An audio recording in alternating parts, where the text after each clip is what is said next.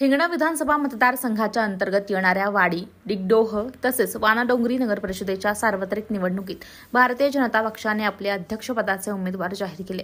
सोमवारी 17 नोव्हेंबरला तिन्ही ठिकाणी भाजप उमेदवारांनी आणि नगरसेवकांनी आपले उमेदवारी अर्ज दाखल केले। वाडी नगरपरिषदेसाठी अध्यक्षपदासाठी नरेश दामोदर चरडे, डिगडोह नगरपरिषदेसाठी अध्यक्षपदासाठी पूजा उके आणि वानाडोंगरी नगरपरिषद अध्यक्षपदासाठी सुनंदा बागडे यांनी अर्ज दाखल केलेत। वाडीमध्ये चरडे यांनी उमेदवारी अर्ज दाखल करताच हिंगणा विधानसभा मतदारसंघाचे आमदार समीर मेघे यांच्या उपस्थितीत जोरदार जल्लोष करण्यात आलाय।